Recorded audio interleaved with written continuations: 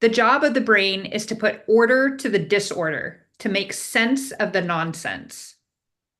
The next video I'm going to show is of Kim, who is the mother of Dylan. Dylan is a young man who is deafblind and has Charge syndrome.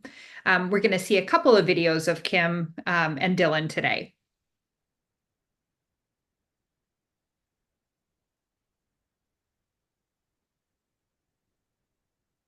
Kim, the mother of a child with Charge syndrome, holds a small yellow foam brain as she explains the different parts of the brain and their function.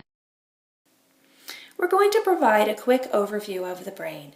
Of course, the brain is very complex, so keep in mind this is just a simplistic view to help us have a frame of reference for understanding learning in deafblindness. We're looking at the exterior view of the brain, one that many people are familiar with. The exterior lobes are called the cerebral cortices. We think of this as a thinking brain. This is where cognitive thought happens. Planning, reasoning, judgment, decision-making, formal language happen here. But how do the thinking brains get their information? They get that information through the sensory systems, through the cranial nerves and the peripheral nerves. We have vision, hearing, smell, taste, touch, and the sense of movement and balance through the vestibular system, and proprioceptive awareness, or awareness of body and space and relationship of a body to the world, as well as that deep grounding sense. On the screen is a picture of the nervous system. The central nervous system is made up of the brain and spinal column, and the peripheral nervous system are all those nerves that extend into the rest of the body.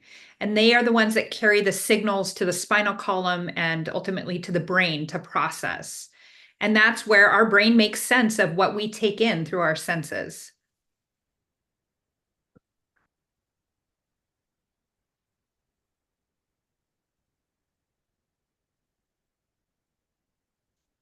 The brain craves new information. If it doesn't get new information, it will simply keep processing the same thoughts, ideas, information, and patterns that it already knows. Essentially, the brain needs novelty and stimulation to grow, learn, and adapt.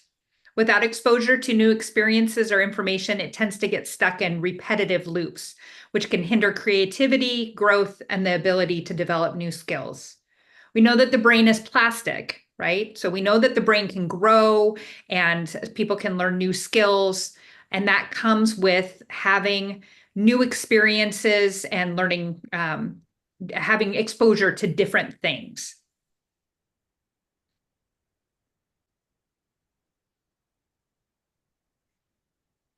The channels of learning, the sensory channels of learning, is an assessment that we use to determine how a student is taking in information. So before we get into that, I want to just review what those channels of learning may be for your student. There are distance senses, which include vision, hearing, and smell. And then near senses, which include taste, touch, proprioceptive, vestibular, so that's motion and gravity, and then interoception. And that's a concept that's been around for quite some time, early 1900s, but I recently have been hearing more and more about it. Interoception is that feeling of knowing what's happening inside your body. So the feeling of being hungry or thirsty or warm. It allows us to experience sensations such as like our growling stomach, or if we have a dry mouth or tense muscles or racing heart. So these things may not be obvious to us in other people, right? We may hear a student's stomach growl, but we may not be able to tell that their muscles are tense or that their heart is racing.